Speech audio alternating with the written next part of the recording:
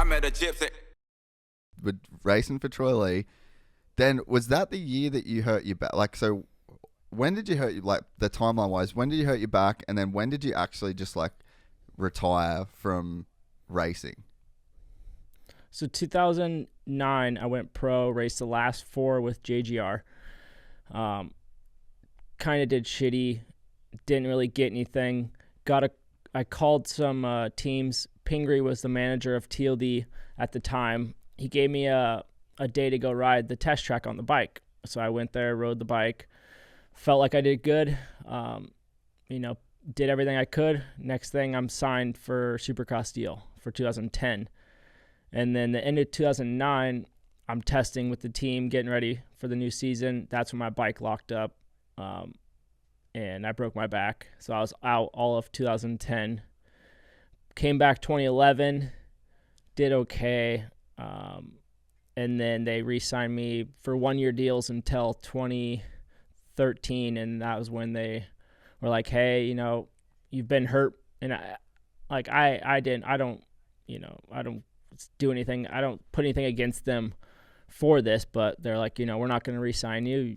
You went through a lot of injuries, and that's fine. Like I was on the sidelines more than I was racing, so I had nothing at that time, and I'm like, all right. I had a cast on, and I was kind of over dirt bikes. Like I was like, all right, like I've dealt with 3 wrist surgeries, my back. It feels like it's just not for me. So I went and got a real job in Minnesota, spent 2 years there. Still loved dirt bikes, still rode here and there like once a week, and had a 450 there, and then just kept riding, and I found that love for it again. And then my plan was to race all outdoors in 2015, and I was just going to do all the outdoors, and if I could get a ride, then I'll come back. But if not, I'll know I tried.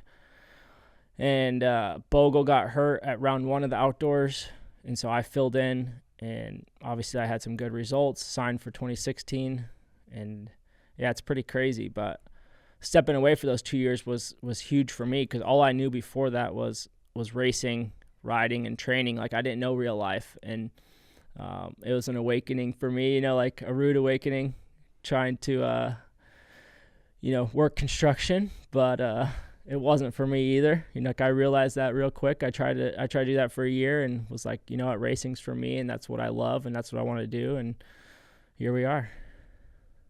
Yeah, it's a crazy story, and I bet the stuff as well, like people probably didn't have context around everything that was going on in your personal life when you choose to retire. Like probably I can imagine that choice to just like stop racing was probably easier than most people would think. Just feel like there would have been so much baggage from the past, and so much baggage with everything that had happened, that you were just like, you know what, I'm kind of fucking over it. I also don't want to, I've seen where this can go. Like maybe let's just go be normal. Like for a lot of guys your age in that position at that time, like retirement would have just been probably the most like gnarly and scary thing. But probably with everything that you went through, maybe it was like an easy process in a sense. Yeah, and I was getting married at the time. I was making shitty money. Like I wasn't really making any money racing. It was just getting by. I was living out of a 1-bedroom apartment in Wildemar. So it sounded nice to go get married, get a steady paycheck, buy a house, start a family. And, we did that. And it was awesome. I learned a lot. I learned that I love dirt bikes, and I did not want to give that up. Yeah. So I learned that real quick. And I pissed some family members off, but we laugh about it now, because it was like I knew what I wanted, and I chased it, and it's like I'm here today. Like I said, it's crazy to look back at now, because it was it was so far away. Thinking about it was like, can I make it? Well, let's try. Let's give it a year, and here we are. That was 2015. So my career's kind of like rebounded in a way, and if taken off that way.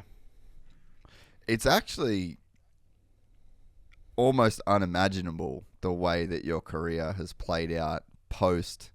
You've got 2 careers in a sense, and the second career is just it kind of almost seems like you had everything go on from like a kid to the first time that you retired. And then you sort of shut the door. It was a couple years off. And it almost seems like just a completely fresh start. Like new me, new attitude, new outlook, new starting from the bottom. Did it feel like that in a sense, that you've almost had like these two completely separate careers as two completely separate, like this second time around, you've got like Paige's family, your own family. Like it's just the environment around racing, and I'm sure like the mental baggage around racing was just completely different the second time around. For sure. And I want to apologize to the TLD team because they gave me every opportunity and I just did not take advantage of it. I hated training. I didn't want to do the motos. Like I was just doing the bare minimum where I should have been working my ass off. And that's why I ended up stepping away, is because, I wasn't putting in the results because of my effort. And it sucks because I had the potential and they saw it, and they kept trying to bring it out and tried to different things each year, and it just wouldn't work out. It was because of my, I don't know, my selfless maybe. I was just kind of didn't really want it, and I realized that once I stepped away, the fire kind of lit underneath me again. And then I was, when I came back to racing, I'm like, I am not going back to that 9 to 5 until, I'm too old to race, and I don't know when that is or age when I'm done, but I love racing. I'm going to do that till I can't anymore, So I think that's why my second time around, my career was so much different, because I put in all that work. I did all the extra credit stuff. I put in the motos, and then my potential started showing, So, I for sure needed that 2-year break to like mentally heal, physically heal from my wrist injuries, from my back, to light that fire underneath me again. Have you thought about what was holding you back mentally the first time around? That, you just sort of like, you get everything that you wanted essentially as a kid. You're like on a team and you're doing the Supercrosses and you driving at Angel Stadium and you're doing the whole deal. And there was obviously just like this part of you that was holding you back. Like, have you ever really thought about what that was? I think my back injury held me back for so long, really? Mentally. Yeah. Like that still eats me up to that day, till this day. Like I can vividly remember every detail of that day, who was there, where the hospital, like, and that ate me up for years when I did come back to racing. Like I tried to get out of my head, try not to think about it, but it was always there. And how close I was to being in a wheelchair and having that feeling of laying on the track, not feeling my legs. Like I had that feeling of being paralyzed, and I was sitting there trying to move my legs and I couldn't. And that was the scariest feeling in my life, like, and I still have tingling in my legs and some spots in my toes because of it. And it's obviously to this day, it's still it's haunting, but I've learned to like deal with it in a different way and use it as a positive now. So I think that's what held me back when I did come back for 2011 to 2013 with TLD, is like I mentally held myself back also. So it was almost like a trust issue in a sense. Yeah, I'd say so. It's like I think I was kind of timid with riding again, but I was young, so I probably just wasn't thinking about it. But now that I look back, that was a huge reason of why I couldn't get the results, or I kept getting injured more, is because I don't know, like I just kept having these nagging injuries once I came back from my back. Like I would break my wrist and then just try to come back and do something stupid. It just little nagging things just kept, compounding to eventually just me being over it, Yeah. And I think there'd be nothing scarier in life than an engine locking up on a Supercross track at full speed. Like that sound that the bike would make and then the feeling of complete like helplessness, like you can't rev the bike, you've got no control over it in the air, and then you can have those crashes where you're like stuck. It's like it's almost like gravity doesn't exist. You can't put a hand out. You can't tuck it. You're just completely stuck. And that feeling would be so fucking gnarly to have that in your mind as you're like, right, my back's healed and we're going first day testing on this brand new bike at the same place where most people will never experience a trauma like that, and then the trauma of laying on the ground, and then the trauma of like I had a crash where I fractured my hip, and then I had actually so much swelling around I did like a degloving injury where like the skin comes off your muscle, and it was like on my lower back and my glute, and I had so much blood that like filled up inside my body that it actually put pressure on my spinal cord.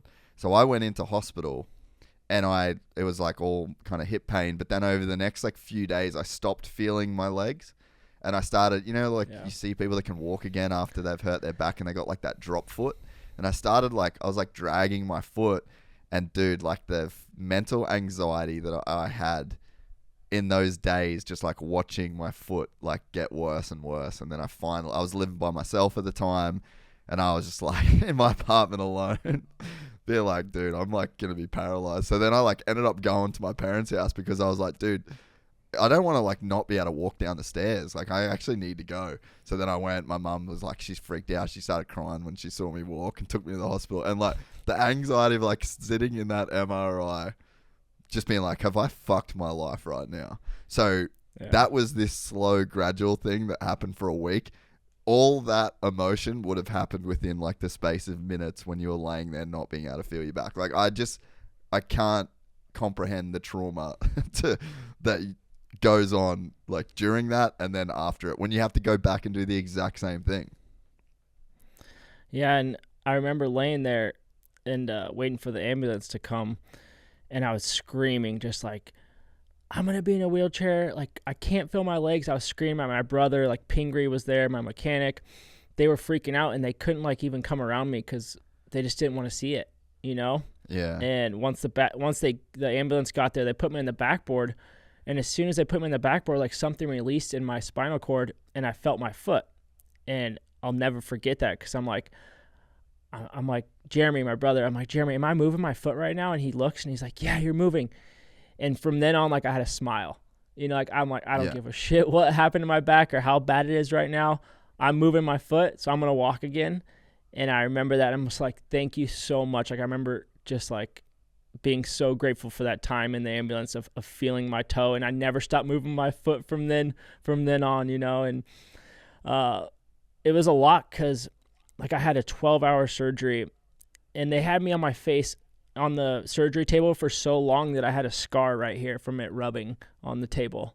Really? And it's gnarly because I remember like picking that scab, and I'm like, why do I have a scar here? And I'm like, oh, it's because I was on the surgery table for 12 hours. And then spending a month at a rehab facility and them teaching me how to get in and out of bed, like as a paralyzed person. And I hated that, like, I'm like, no, like, don't teach me. You're like, don't this. talk to me like that. Yeah.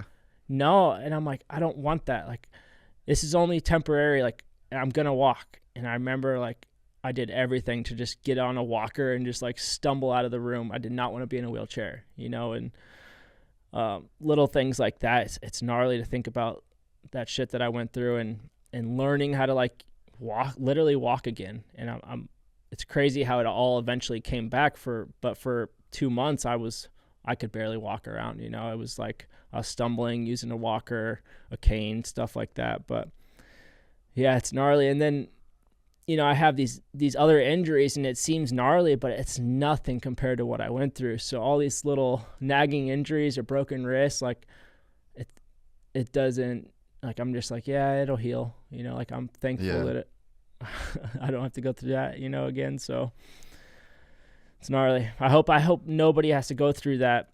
And hearing about, Hartraft a while back and his bike blowing up and then him breaking his back and hearing the stories, like, I listened to the podcast and his story of everything he went through, and it just brought me back to that time of me. And it was like, damn, like I know how you feel right now, dude. And just stay positive. And, that's the only thing I would say is like, just keep pushing. Like, don't give up. Like, keep pushing to be better each day. Like, don't just be complacent. Like, if you do get a spinal cord injury, don't just be like, oh, I'm going to be in a wheelchair forever. Like, no, just be the outlier, be the guy that's going to walk, and don't let your mind just shut down. So like I get hit up by a lot of people that are paralyzed, and they're like, hey, I love your story. And man, I'm just like, just keep pushing. Like, I know it's been years and you're stuck in that, but